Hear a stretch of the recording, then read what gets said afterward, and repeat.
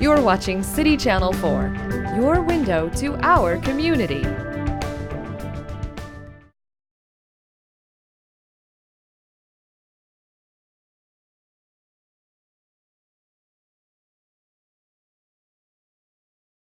Good evening. I'm Allison Warner-Smith, a member of the League of Women Voters. I'd like to welcome you all tonight, our panel members, our audience, and those of you viewing this forum on Government Cable Channel 4. This forum will be rebroadcast on Channel 4. Please check the website for the schedule. Your host tonight, the League of Women Voters of Johnson County, neither supports nor opposes any party or candidate. The League does take positions and acts on selected issues which members have studied and agreed upon. We encourage informed citizen participation in government. Membership is open to anyone 16 years of age or older. You may get a brochure at the back of the table to learn more about the League. The views expressed in this forum are those of our forum participants, and sponsorship of the forum is not an endorsement by the League. We do encourage our members as individuals, as we encourage each of you to get involved in your community and the political party of your choice. We also encourage you to vote on November 8th. The League of Women Voters members are distributing cards and pencils if you wish to ask questions. Our format this evening is that you may submit as many written questions for the panel as you like. Hold up your cards as you complete your questions, and a League member will collect them. Questions that fall in the same general categories will be consolidated so that we may cover as many topics as possible. No buttons or literature for either side of the issue should be worn or distributed in the room until after the forum concludes. I'll briefly discuss our format for the evening. I'll introduce the forum members as a group, and they will each have 3 minutes for opening remarks. I'll pose the first question to the panel. That question will be from the League. Each person will have 2 minutes to respond to the question. I will rotate the speaker order as audience questions come in for the panel to respond to. We can add additional questions if we choose to do so. You may provide a rebuttal or a follow-up to a previous question your next time to speak. We'll still limit your responses to 2 minutes, and then at the end of the forum, we'll give you each a few minutes for closing remarks. Some background on our topic tonight, the Charter Amendment. The City Charter Commission held its mandated 10-year review of the City of Iowa City Charter last year. A group of citizens tried to have the signature requirements for a valid referendum or initiative petition changed to increase citizen access to government via a petition. Specifically, since we now have same-day registration and voting in Iowa, they wanted to change the requirement for signatures from registered electors to eligible electors. After much discussion, this was done, but the Charter Commission then raised the number of signatures required for a valid petition to put an initiative or referendum question on the ballot from 2,500 signatures to 3,600 signatures. In response, a petition to amend the charter has been filed to bring the signature requirement for initiative and referendum proposals into compliance with Chapter 362.4 of the Code of Iowa.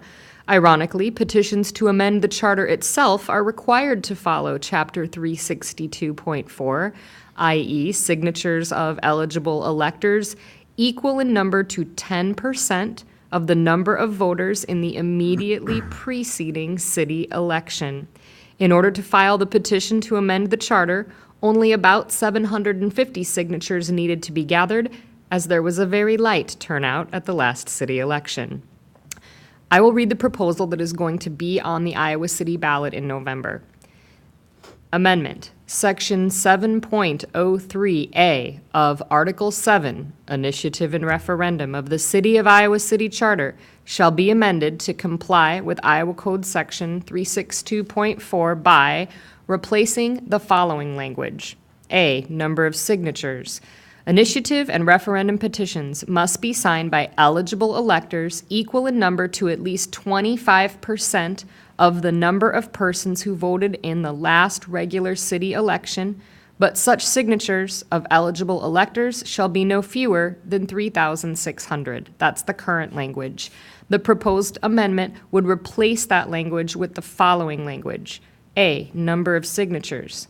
Initiative and referendum petitions must be signed by eligible electors equal in number to at least 10%, as opposed to 25%, of the number of persons who voted in the last regular city election, but such signatures of eligible electors shall be no fewer than 10. That proposal will be on the ballot this November. We have a panel here to discuss that proposed change. I'd like to introduce our panel members. We have Mr. John Balmer, the former mayor of Iowa City. We have Adam Sullivan, a member of the Charter Commission. Martha Hampel, a local activist, and Caroline Dieterle, also a local activist. We will now hear opening remarks from our panel members for 3 minutes per person. We will start with Mr. Balmer. Thank you. I appreciate the opportunity to visit with you this evening on this measure, and it certainly brings back a lot of memories for me. It was 40 years ago that this particular charter went into place, and I had the good fortune of being one of the first of the 7-person council. So I'm very familiar with this particular city charter and have followed it very closely. I frankly am one who is very slow to change when it comes to the city charter because I feel that it has served our community quite well.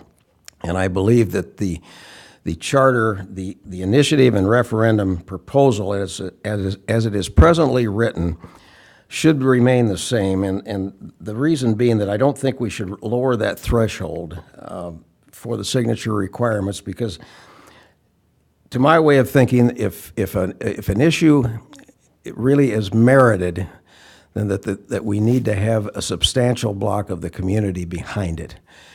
And for that reason, I'm concerned that when we lower the threshold, we are going to have situations arise where you have a very small minority of the community proposing specific pieces of legislation or proposing maybe changes to our form of government, those who don't like our form of government.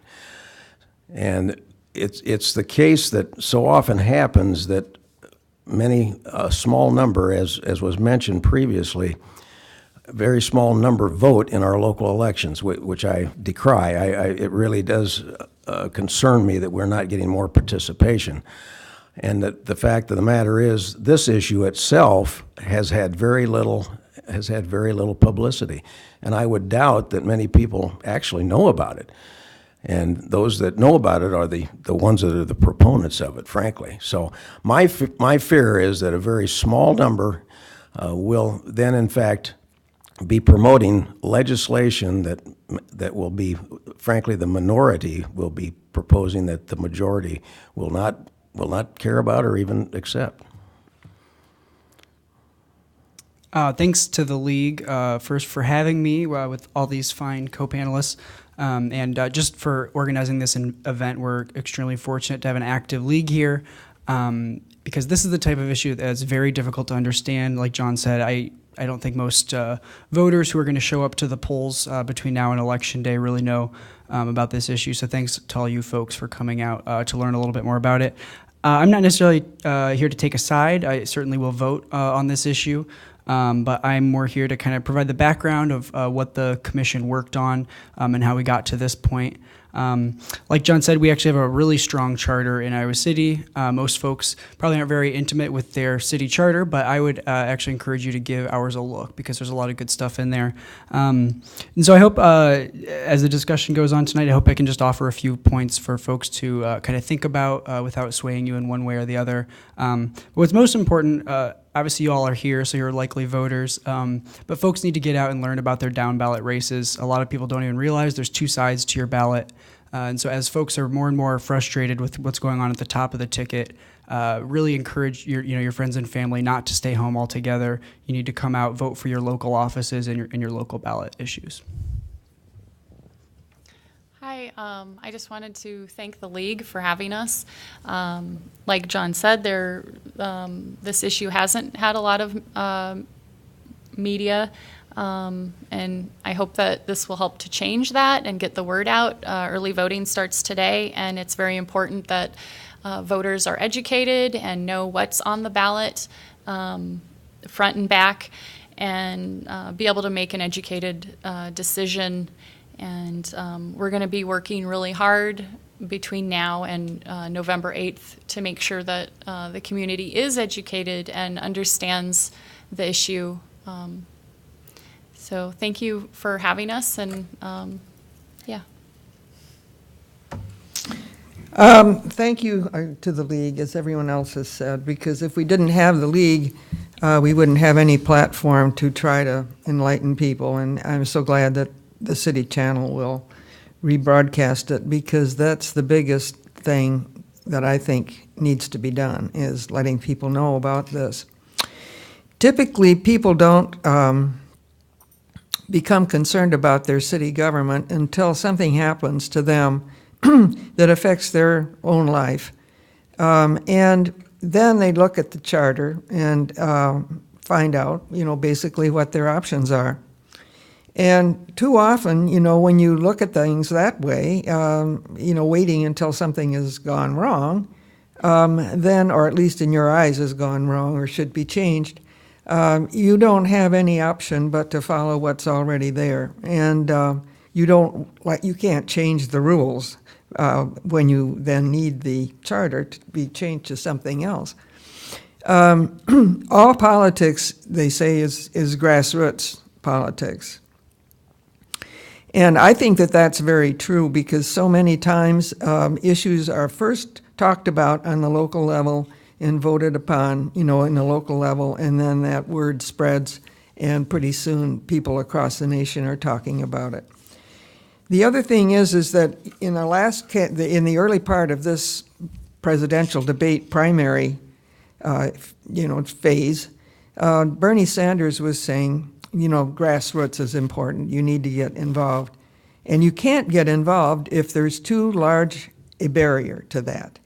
The preamble, which was revised and then adopted this last April of 15, has a sentence in here that we adopt the following principles: resident participation on an inclusive basis in democratic self-government. Well, it's pretty hard to do that when you need to get 3,600 signatures in order to get a valid petition filed.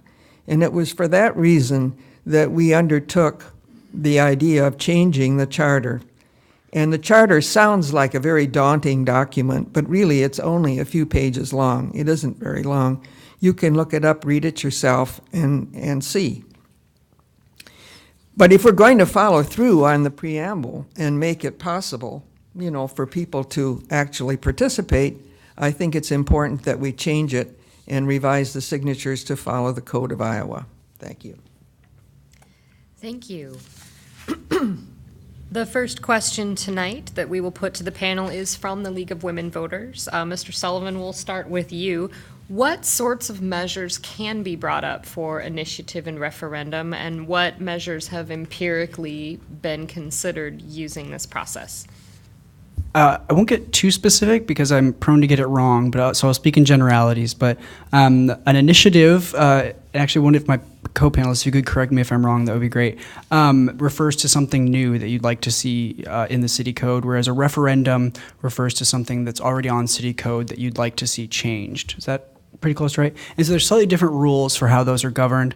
The point is, though, if there's a change you'd like to see to city government, there's a good chance that there's some initiative or referendum you could craft to kind of get at that issue. And actually, our city staff here is pretty helpful in that. And if you come to the city staff and say, here's an issue I'm concerned about, they'll probably point you in the right direction as far as where you need to look for language and whether it's an initiative or a referendum. So don't get too hung up on that. A few examples, I think probably the most well-known one would have been the 21 ordinance business. So in the last 10 years, multiple times that's come up. Both sides have pushed it at one time or another. And so that's an example of when there was a movement to get rid of the ordinance, that's an example of a group of voters who typically are not hyper involved with local government, young people, students coming together to organize something. And so some folks might say that's a positive part to our initiative and referendum process, is that it's able to bring those folks out. Definitely there's, and one of these folks probably has a list of the all the times that that's taken place, but it takes a number of different forms as far as the initiative, the petitions folks decide to circulate. But I don't think that there's a clear. It's not like one side of the political spectrum is pushing more of those petitions than the other. They really do cover a wide range of issues. Ms. Hample. Okay, so generally you can look at the city code. There's actually online a table of contents. So those areas listed there are generally areas where you can bring an initiative or referendum, those topics.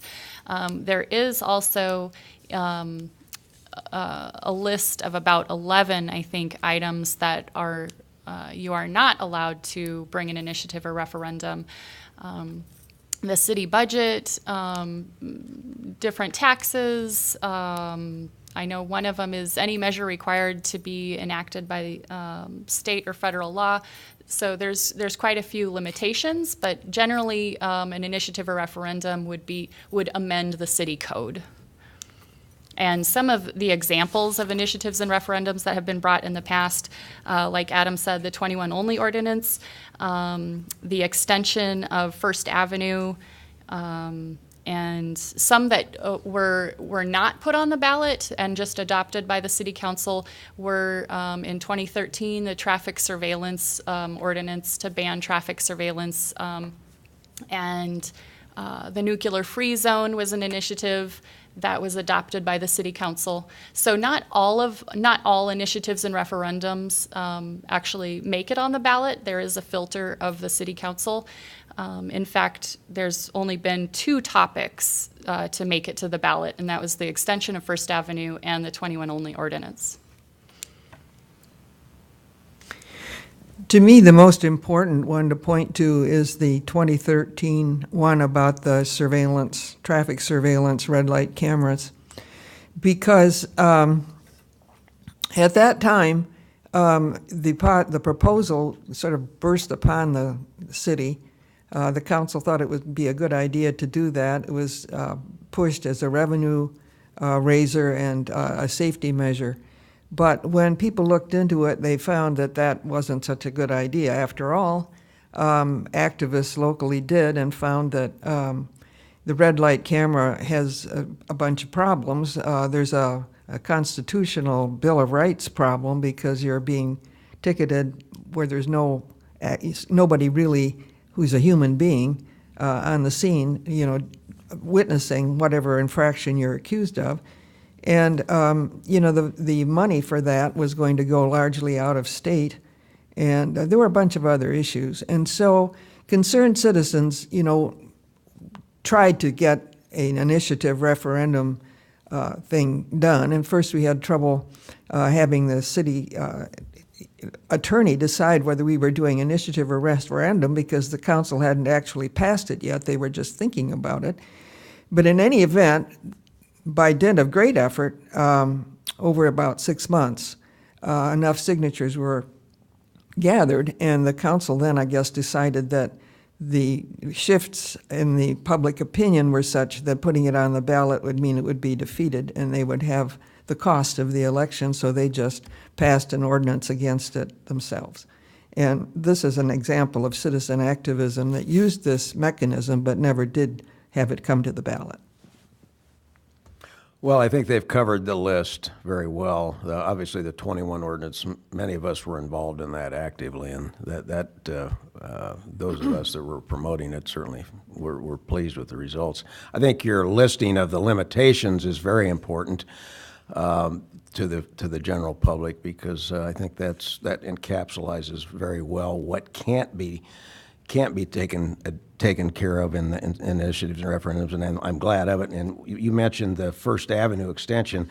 They added that later, public improvements, so we wouldn't have to go through votes like that again, because that was really a nonsensical vote to have to go through that, in my humble opinion. But that was one that we spent a lot of time on. So, good list there, and I think that I think if this particular a measure goes through, you will see a lot of initiatives proposed. I think we'll become like California probably, and we'll have ballot issues to who laid the rail. We do have another question from the league. Before I would ask it, I would simply remind our audience that if you have questions you would like me to put to the panel, please fill that out and hand it to someone so that we have some more questions. The next question, and I'll let Ms. Hempel address it first. Why was the number of required signatures increased when the requirement for signers was changed from the registered electors to the eligible electors? Can you speak to that at all? Sure. So I attended many of the Charter Review Commission meetings. There was a great reluctance to drop the qualified elector requirement and change it to eligible electors. And because they changed it to eligible electors, there were members of the Charter Review Commission that felt, well, now it's too easy for citizens to get involved locally, and it's too easy for people to file an initiative or referendum. So now we have to make it a little harder, and they increased the number of signatures from 2,500 to 3,600. Yeah, basically, so it would, you know, you don't want people to get too involved in local government. I guess was their thinking. So that was unfortunate. I feel like we should make local government accessible to the people, and the 3,600 is just an undue burden on petitioners. Would you like to speak to that? I also attended almost all of I attended all of the forums that the Charter Commission held, and I attended some of the meetings of the commission as well. And I was struck by the overwhelmingly conservative bent of the commission in general. They were very reluctant to change much of anything substantively. And the effort that it took to convince them to get rid of the qualified elector requirement, even in the face of the fact that Iowa law is now vote and register possibly on the same day, so that really anyone who is an eligible elector can then turn around and register and vote, and they can vote right up till election day. So that really was something that obviously should have gone by the board without any argument. And the whole idea that we have to make it harder to participate in our government, I found extremely irritating, because, you know, the politicians generally are always saying, well, get involved, let us know what you think, let us know what you want to do. Well, you know, get out there and get the signatures. And anybody who's tried to get the signatures knows that people don't just give away their signature easily. You have to talk about it, you have to explain the issue and tell them that their name isn't going to be published anywhere, and all sorts of things to get through it, and that's one by one. You know, so for 3,600 people, that is a lot of work for a lot of volunteers, all of them unpaid, who also have their own jobs to do and their own households to run and their own children to look after. So this isn't an easy thing to do. Even at 10%, it's going to take a while. I can quote you from the minutes of the Charter Review Commission minutes as to how they arrived at that. The original number, when it was first proposed 40 years ago, was 2,500. And that was supported by taking the ratio of required number of signatures when the charter was first adopted to the then population of the city, and that ratio is 5.33%. And that's how they applied it to the current one by using the latest United States decennial census. That's how they arrived at that number. I'm reading right from the minutes of your Charter Review Commission, which I felt was reasonable, because when they went from qualified to eligible, qualified means you are a registered voter. Eligible means you don't have to be registered, you just have to be of voting age. So that, to me, lowers the bar significantly, because you can easily, in my mind, attain those signatures. I would differ with Caroline on that, because I think you can go up to the street corner here and a lot of people sign petitions just to have you get out of their way. I know people disagree with that, but frankly, I've seen it happen. So I think I will reiterate, I think if a proposal is worthwhile, you can get those signatures. If it's worthwhile if there's enough people that feel that it's worthy, then it can happen. But I think that was where the commission, you were on it, Adam. That's how they arrived at it from my reading of the minutes.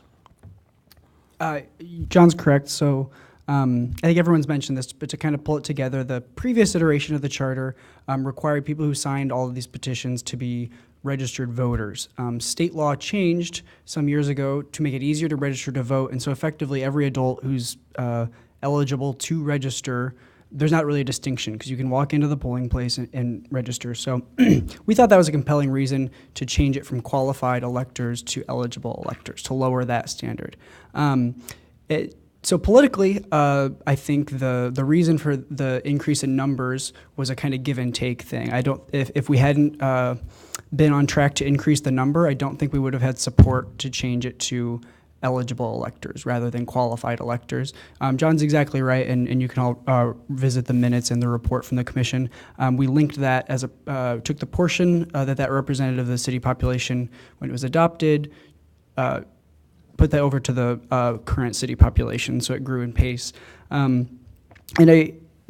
The only other caveat to that is that, so I ran the numbers. When I was on the commission, I was opposed to the increase. And I ran the numbers, and even though the population had grown significantly in that time, political participation had actually not grown. And so not as a portion, but as a number of people turning out to city elections from 40 years ago to today, that number it has not grown very quickly at all. I think it tends to be within 1,000 or 2,000 voters as what it used to be. And so I put forth a proposal that would have raised it to a smaller, higher than the 2,500, but lower than the 3,600 to accommodate for the subtle growth in political participation. So that's how we arrived at that. It was a trade-off to get to the eligible electors. Any additional comments from the panel on this topic of eligible electors and the signature requirement? I tend to disagree with John on how easy it is to collect signatures for a petition. Anyone who has collected signatures for any petition knows that you have to talk to each individual and explain the issue to each individual to gain their support, to have them sign a petition. And further, it's not just, even though it's eligible electors now, there are still reasons why a signature might not be valid. So when we collected signatures to get this issue on the ballot, we only needed 690 signatures, but we collected well over 750 because when we were verifying our own signatures, we found that there were many people that lived outside of the city limits. They lived in Scott Township or one of the other townships, or just outside of the city limits, or they would include a P.O. box address instead of their physical address. So there's reasons, and it really is difficult to get even one signature. So to say that removing the qualified elector requirement makes it significantly easier, it does in a sense, but you still have to speak to each individual and inform them of the issue. And yeah. Sorry, go ahead. Is it my turn, or is it? That was just sort of a general rebuttal opportunity as I I see. heard some disagreement Well, about I think that John Baumer's assertion that this will become like California, I just totally disagree with that, because there are, as you can see, numbers of areas there that are precluded from the initiative referendum process. And the other thing is that it does take effort to get the signatures, and to have enough people get out there and do that signature gathering is not a small task. And when the petition has gotten to the council, again, it's filtered through the council. If the council thinks it's a good idea, it can go ahead and pass it the way they did with the surveillance camera one. If they don't, they can put it on the ballot. And, you know, I think that I have a lot of respect for the intelligence of the average Iowa City voter. I think that they will not frivolously approve things on the ballot just because they're on the ballot. I think that if it's a silly petition that nobody agrees with or the majority don't like, they'll vote no, and no harm done. In the meantime, statistically, we've looked up the elections totals for the last 30, 40 years and found that in elections when there is a ballot measure on the ballot, that increases participation. There are more people locally who care, you know, and they get out, they make the point that they want to get out and vote. And I think that's healthy. I think that if we had a ballot measure on every single city ballot, it would be a good thing because people would get out and vote, which is what we want. In that same vein, we have a question from the audience that I think I'll direct to you first, which is if a proposal on such an initiative or referendum is bad or poorly conceived, would it not be the case that it would simply be voted against or voted down? Yes, I think that's true. That's exactly what would happen. The other thing is that you have to be careful when you write the petition language, too. You know, we checked with the city lawyer, the city's attorney, and made sure before we ever got started that there wouldn't be some legal technicality that would rule the thing out after we'd done all that work of getting the signatures. And I think anybody who wanted to do that would do that. And if they were putting something out that was precluded by the charter, the city attorney would warn them that, no, this isn't, you know, something that you can do because look at the list. So I really don't think that frivolous petitions and frivolous ballot measures is ever going to be a problem. Counterpoint, former Mayor Ballmer, if a proposal is bad, won't it just be voted down? Shouldn't we have all the proposals on the table? Well, you'd hope, wouldn't you? My concern, has been intimated by all the panelists, is the lack of voting that we have now. It is really terrible for this community, as educated and as supposedly well-informed as we are, that we have the lack of voting in local elections. And I don't know that it would improve that to any great degree. You would hope so, but I think this measure alone is a good example. The proponents of this measure are the ones that are out right now actively promoting it, the yard signs, et cetera. I can guarantee you most of the people probably don't know that I come in contact with, even know about this measure or what it's about. That's why I hope there's more public information disseminated, but that's what I'm fearful of going forward, that we just start getting these rolling through and people just won't look at them. And you know, we all think everybody's an informed citizen. We'd like to think so, but sometimes that's not the case. And I hope that I hope people will take advantage and look and read and become informed about this, because it will make a difference, I think, going forward. I think there's some bit of concern there. I think John has a great point. When you look at governance in California, there's a lot of issues when you move towards a much more direct form of democracy than we're used to seeing in the United States. I think there's a very real possibility that a lot of people voting on ballot measures aren't quite paying attention, or that there's not enough interest for everyone to make an educated choice. But the other thing is that it's also a question of are the standards that low that we're going to have any old ballot referendum on the ballot? I don't know. I think that's the question in front of the voters is what's the correct area. I don't think anyone thinks that a single voter should be able to get an item on a ballot, right? Then we'd have hundreds of them. I would waste a lot of money just printing ballots. But I don't think you ought to have to get 100% of the voters' signatures to get something on the ballot, right? And so I think the question before voters it isn't necessarily that we'll have that form of direct democracy. It's is this the appropriate level that it takes? Because it ought to take some amount of organizing power to enact a change like that, right? But it shouldn't require many people to put months of full-time work into it. That's counterintuitive to a citizen petition. And I just wanted to jump back really quick to the previous discussion about the number of signatures. I don't think it's that easy to get signatures, and 3,000 plus really is a lot of signatures. I recently helped a candidate get on the ballot for U.S. Congress, and we only need to get 4,000 signatures from across the district, which is a much larger pool of people to get signatures from, and it was only barely higher than the threshold here. But to John's side, I think the eligible qualified distinction, I think that the eligible signatures is a much lower burden than the qualified was. And so, and again, that's kind of how the commission saw it, was a give and take, that it's easier to get these signatures now, but you need more of them. And so I think that's important, that back when it was qualified, a significant portion of signatures would be left out. And also a petitioner would have to spend more time with each voter saying, hey, are you registered to vote? I think sometimes you actually took out voter registration materials. That probably adds to the length of your interaction. And so the switch that we made to eligible, I think, makes it significantly easier to gather signatures. Whether or not that was an appropriate level, I think, is up to the voters, and that's why we're seeing this today. One thing I want to address, I will address your question as well, is this idea, I keep hearing about California. So California, I like to compare apples to apples.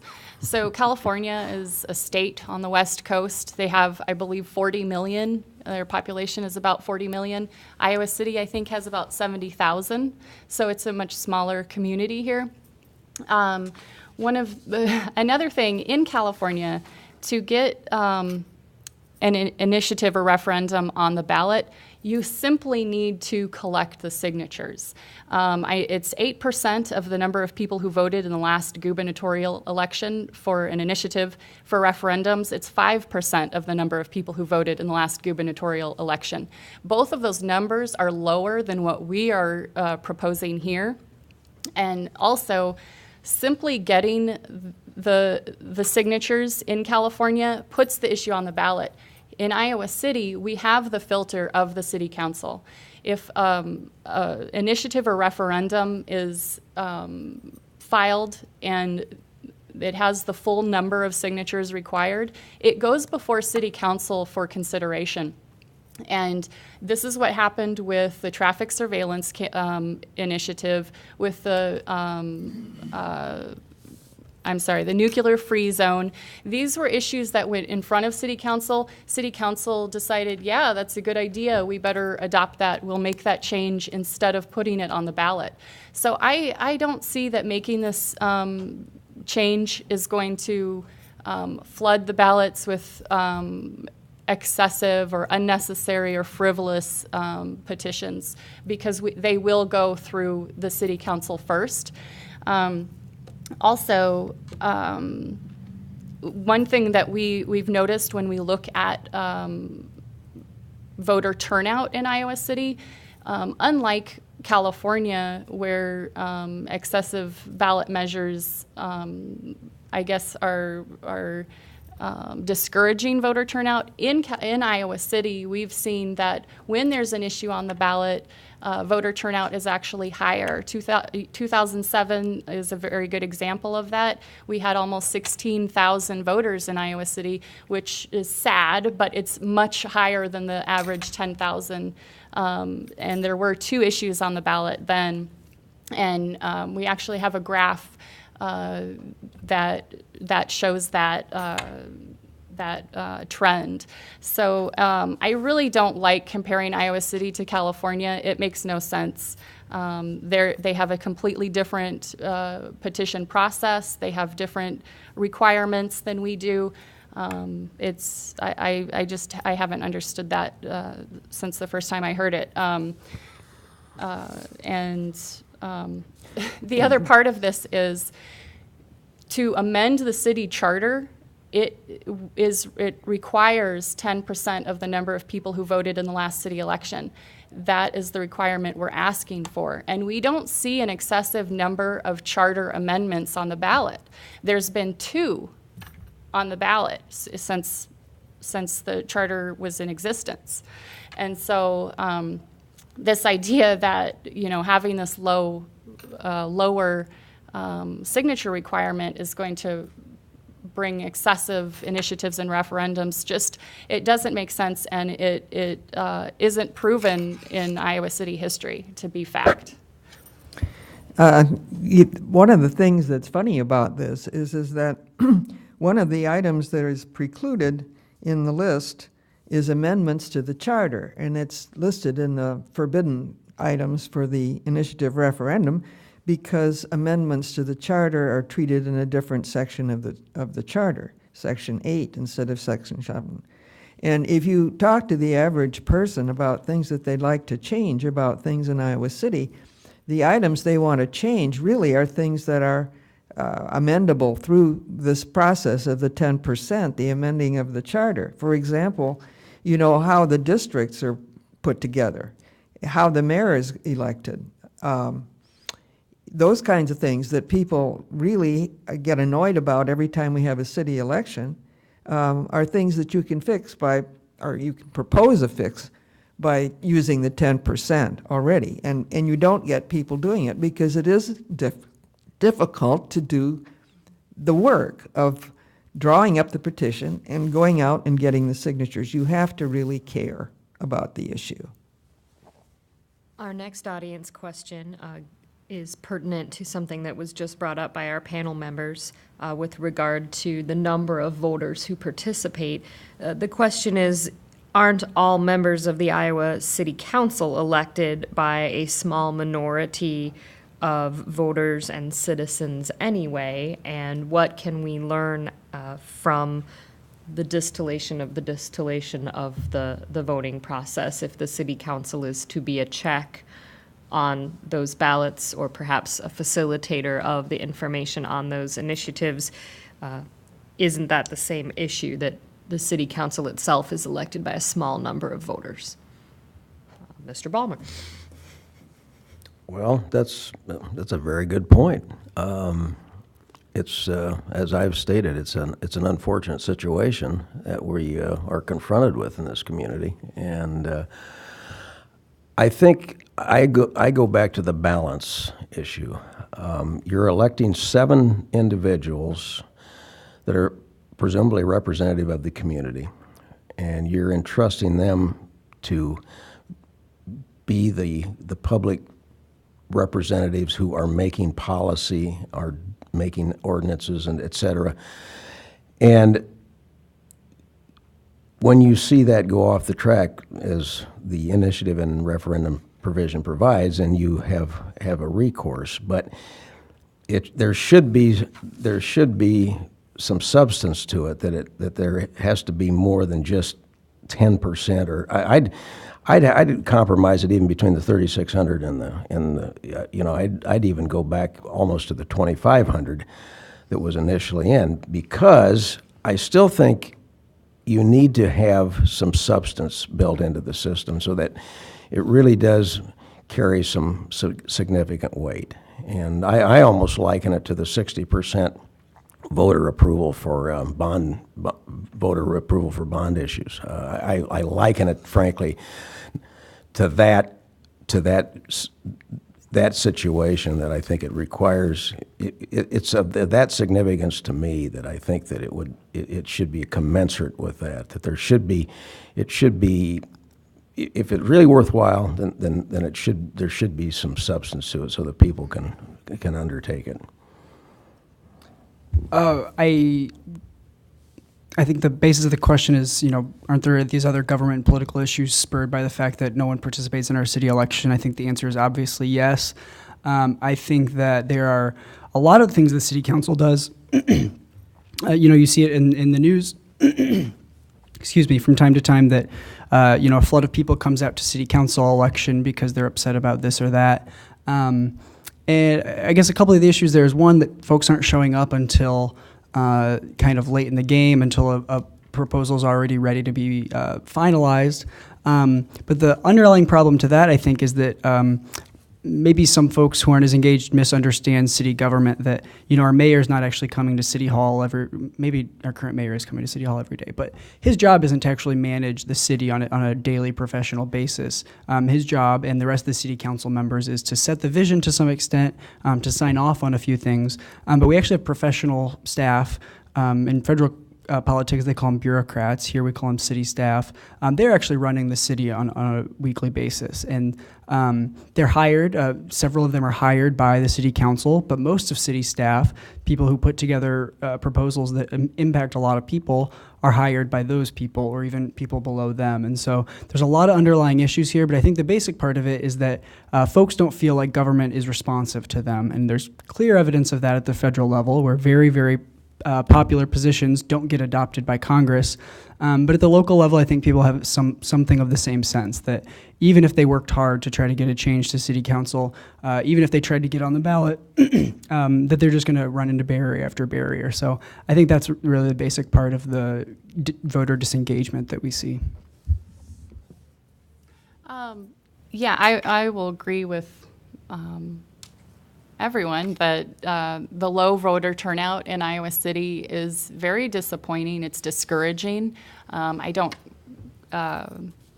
quite understand that. One thing, though, again, when we look at this voter turnout in Iowa City, when there's an issue on the ballot, people get out to vote. So I don't think we should be afraid of having issues on the ballot.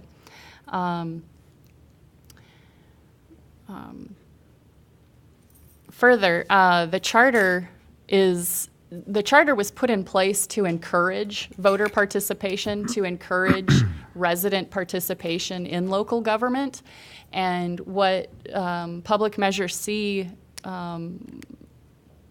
wants to do, or if what we want to do, is lower the requirement for initiatives, signature requirement for initiatives and referendums, so that it's easier for folks to get involved in local government and make it more manageable, something that's more doable, and encourage that participation. We want people to be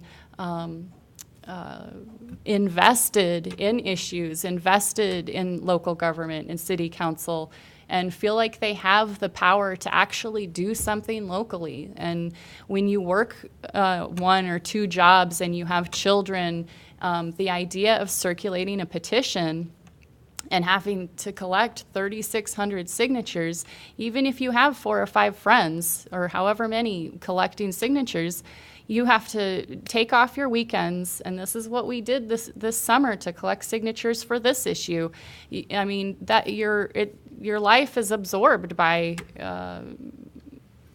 signature collecting. Even though we only needed that 10% number, you know, you're choosing to collect signatures, invest your time in the community, and you know, you're not spending that time with your kids. Maybe you have to take time off work to get it done.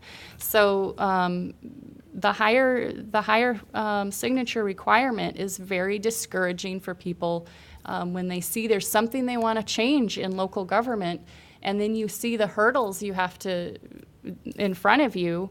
It's discouraging. The charter is, like I said, is meant to encourage voter participation and resident participation. So that's what this is about, and it's about strengthening our First Amendment right to petition the government in Iowa City. It seems... Feeling that you really have no stake in what's going on, that you, no matter what you do, it's not going to change things very much, leads to voter apathy, and then people don't want to bother to get out and vote. I think that paradoxically, if we have a few ballot issues on the ballot, you know, in subsequent years, and they prove to be topics that engage people so that people get out and vote, you're going to find that that 10% of the voting number is going to be going up.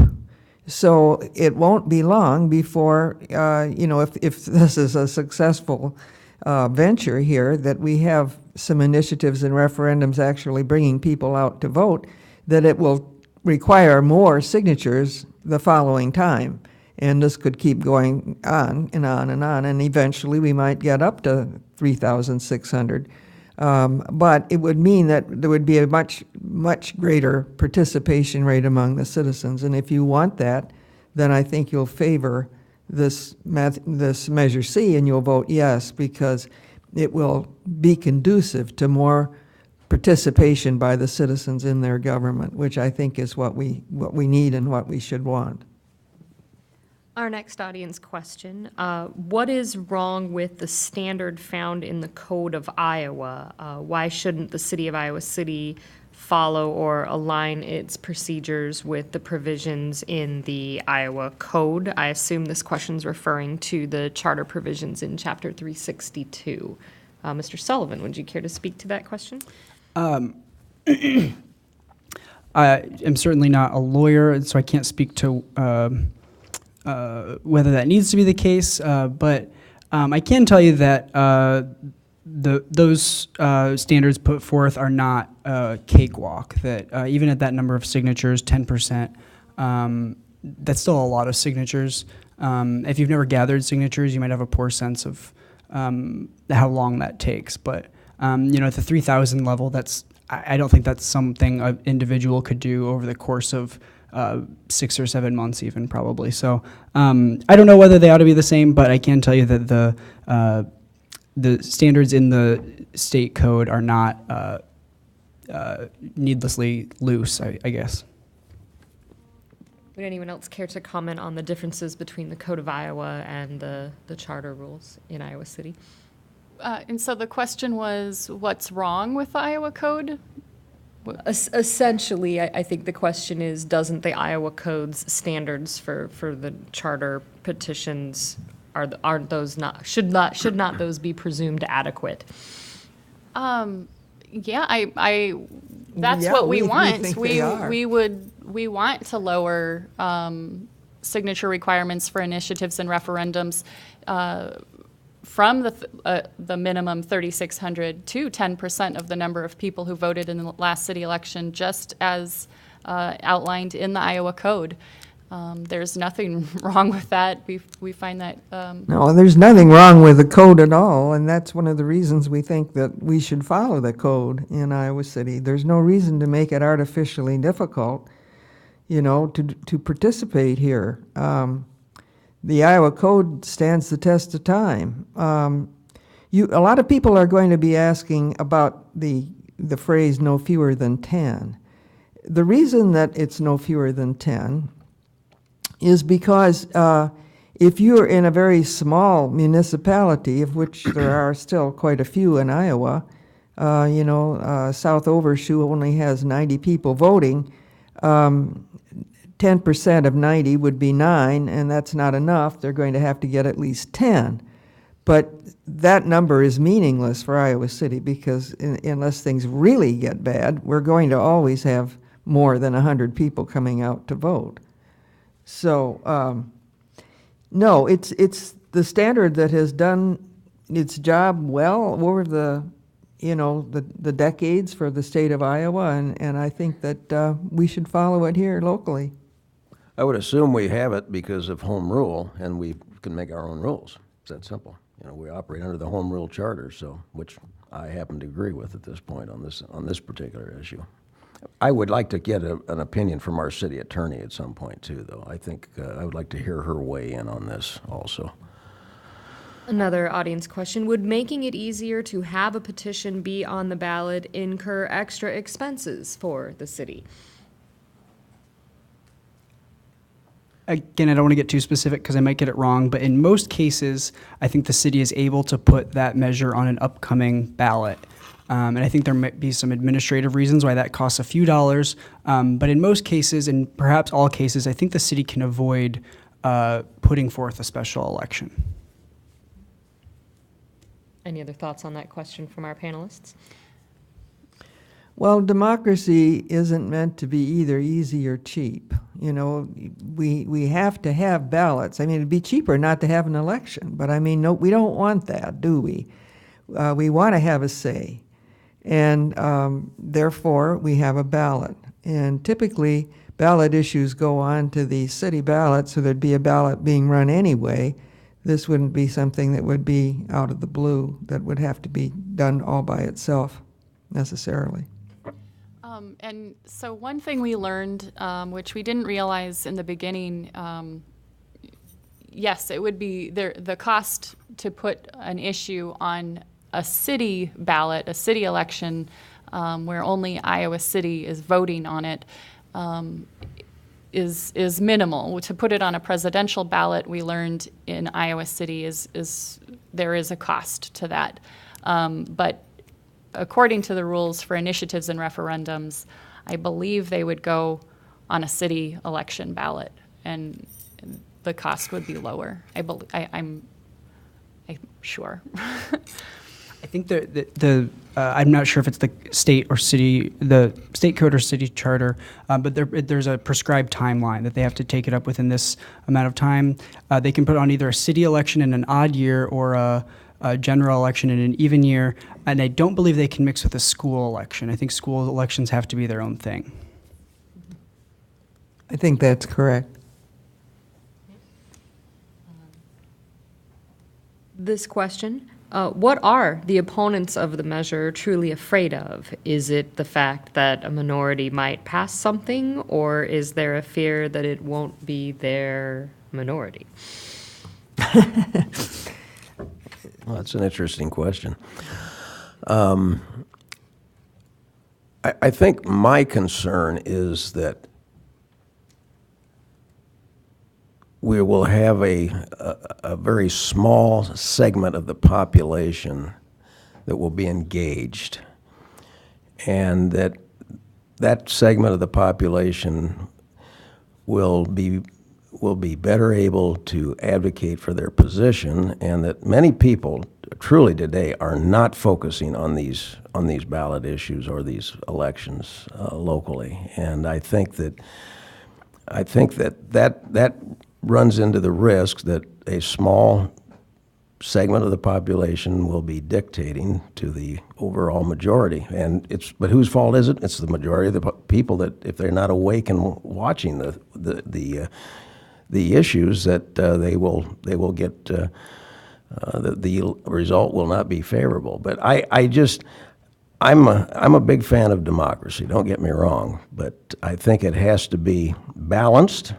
And I think that if it's something's really worthwhile, you will get the participation for that. That's why I feel strongly that we need to maintain the standard we have now. And I get, like I say, I get concerned that we have an electorate that might not be very attuned to what's going on, and some of these measures might sneak up on them. I don't have strong thoughts, but I think it's worth highlighting that in all cases, even if this number was much higher, it would still be a minority of people who are affected by the policy who are enacting it. And I think that's true throughout our government and goes back to that lack of citizen participation. Even if, like I said, even if the number was much higher, it still would only take a relatively small portion of our whole populace to enact something like that. Even if you count all the number of people that come out and vote, it's not as many as half. My other concern as I think about this, and I don't know what people have in mind, if this passes, just hypothetically, if this passes, what people in the community are thinking. I know there's a segment of the community that doesn't like the council manager form of government.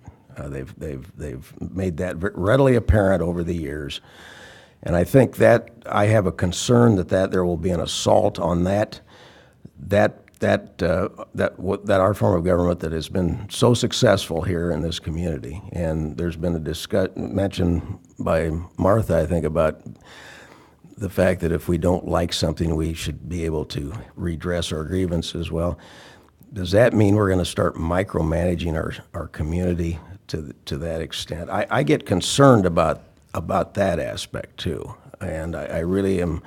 I'm concerned about what could be on the horizon. So that's my concern. Well, anything that had to do with changing the council manager form of government is precluded for initiative and referendum. That's an amendment to the charter that you would be talking about. And that's already at 10%. And we don't have people flocking in with petitions to change the charter, even as they grumble about not liking the council manager form of government. So I totally disagree with you on that one. The other thing is that in 1973, when this thing was put in the first place, home rule, the council that basically enacted it or proposed it to the voters was a fairly conservative council, and they wrote quite a conservative charter. And that is what the large number of signatures for initiative and referendum is. It's a very conservative measure. It's a way of keeping people from participating. In a sense, I think that it's voter suppression in a certain sense, because it keeps people from participating reasonably freely the way the Code of Iowa prescribes. And I don't think it was right that they put it in at that high level in the first place. The Code of Iowa doesn't say anything about qualified electors. That was another thing that was put in by the Conservative Council and the people who wrote this charter to begin with. The conservative position is that people shouldn't be participating in large numbers because they don't know what they're doing, basically. I think that that's not particularly true. I don't agree with that. I would take issue with your statement about the council that enacted it. There was a charter commission that was, at that time, that came up with all those proposals. It was comprised of some pretty dynamic individuals of this community, led by Mr. Bill Mearden, for instance, that proposed that charter. So, and it was a very broad-based group of individuals who proposed that, and it was voted upon by the citizens. So, to say that was if you look at the makeup of that group, it was a pretty broad cross-section of the community. Well, your view of a broad cross-section of the community is obviously different than mine is. Oh, that's obvious. Yes, it is, because I guess we run in different circles, Mr. Baumer. But that's true. In any event, the Charter Commission is appointed by the City Council. Mm-hmm. And the most recent Charter Commission that was put together to do it in 2015 had 24 or 25 people applying to be on it. And predominantly, the conservative voices got onto that commission. I contacted every one of them and asked why they had been motivated to volunteer, that they wanted to be on the commission. And they all had changes that they wanted to see enacted. Most of them, all of the people that didn't get on the commission had issues that they wanted to see discussed. And I can only think that that's probably been the pattern of the charter commissions over the years. Every 10 years, a conservative council appoints a conservative commission, and things stay relatively the same, so that it's up to individuals to file a petition to try to change anything in the charter. I wanted to address something John said about he was afraid that if an initiative or referendum made it to the ballot, there's such low turnout that it would be a minority making the decision. Well, that's the case for city council elections. Are you saying that we shouldn't trust the election of city council members because a minority elected them? So it's again, it's discouraging that voter turnout is low, but we have to trust the voters that turn out to vote. And I'll say it again, when we see issues on the ballot, voter turnout is higher, and people get engaged. And I just, as a quick aside, I think I understand what Caroline's saying when she uses the word conservative, but I don't think that this issue and a lot of local issues break down along those lines like we think of in national politics. I've always been a Republican. I'm very active in Republican politics, but the member I worked with on the Charter Commission to change from qualified to eligible was Karen Cubby, who, as you all know, is not a Republican. And so I think there's different folks on different sides of this issue, even on this table. I don't think things break down quite the way you might expect. So. That does conclude our questions from the audience. We do have some extra time, and it is now time in our program for the closing statements of the candidates. please take your time and collect your thoughts for the closing statements you'd like to make regarding the forum. We started with Mr. Balmer. Ms. Dieterle, we would be welcome to hear a closing statement from you. Well, across the city, I would only say to the voters, please vote yes on Measure C, not because you have an issue that you want to immediately petition. Probably almost none of you do. But it's the same sort of philosophy for me that guided my wish to have the police review board. It wasn't because I thought we had a bad police force. It was because if we have it in the charter that there is a police review board, that's a safety valve in case there's ever trouble. It's the same way with the initiative and referendum. You may not have any idea of ever participating in an initiative or a referendum, but if you have the option to do so, it's nice to have. It's like you don't plan on having a fire when you buy a fire extinguisher. You buy it because in case you need it. And that's why I'm asking you to please vote yes on Measure C. You may never need it, but if you do need it, the result of Measure C, making it easier for you to participate, you will be very happy about having. Yeah, I agree with Caroline.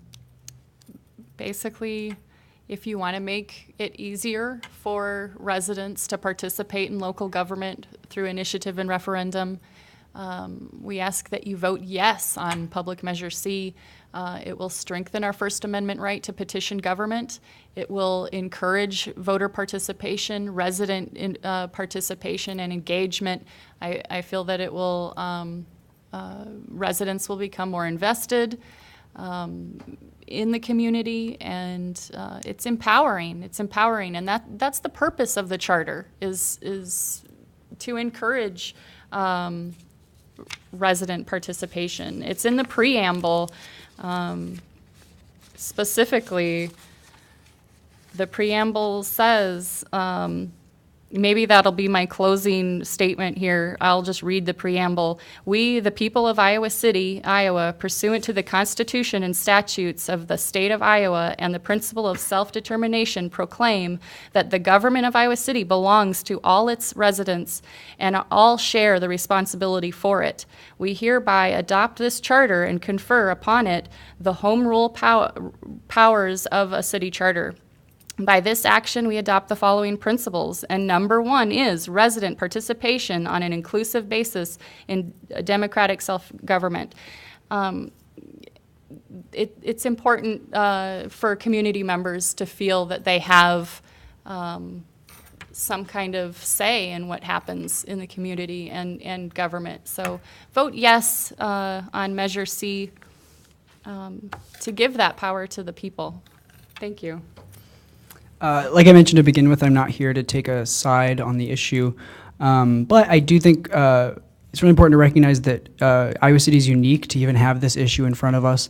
There's only 5 or 6 communities in the state that even have the same type of charter we do, and even within those, we have, my understanding is we have much more citizen empowerment than they do, even whether this succeeds or fails. So I think it's really important that folks get involved. And I would also encourage you to have your friends check out this forum. I understand it'll be re-aired. And then also, if you need additional information, the Charter Review Commission, there's still a webpage on the city government website for that. It has all of our minutes, which are a little bit dense. I wouldn't necessarily recommend. But what's most important is there's about a 3 or 4 page report that the commission published that basically gives a synopsis of the changes we made and also the reasons for that, and it spends a few paragraphs on this specific issue, so the eligible versus qualified issue, as well as the reason that we increased the signatures to begin with. So if you need additional information, because this is really tricky subject material, I would encourage you to look there. And thanks again to the League and to everyone who came. I want to also give my thanks to the League. I want to thank the panel members for engaging in this conversation. We do have a difference of opinion, obviously, in this community, which is very healthy. I think that my reason for voting against or urging a vote against is to maintain the balance that we have. I think we have a nice, healthy balance. I feel as a citizen that I have 7 elected council representatives I can go to at any time if I have concerns, and if their concerns aren't being met, certainly we have this avenue available to us presently with initiative and referendum.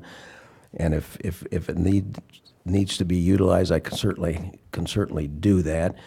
And I think that has served this community extremely well, and I would like to see us continue to have those parameters as we currently have them in the charter to be maintained. I am concerned about if this is enacted, that what the future will hold. I'm not concerned about the citizens, frankly, the voters. I love democracy, but I think we have a healthy balance right now, and I'd like to see that maintained. Thank you to all of our panelists tonight. We would like to remind our viewers that the views expressed in this forum are those of the members of the panel, and that sponsorship of this forum is not an endorsement of a yes or no vote. Thank you again to the panel members and the audience and the City of Iowa City. The forum will be rebroadcast on City Channel 4 until the election. We ask all of you to remember to vote on or before November 8th.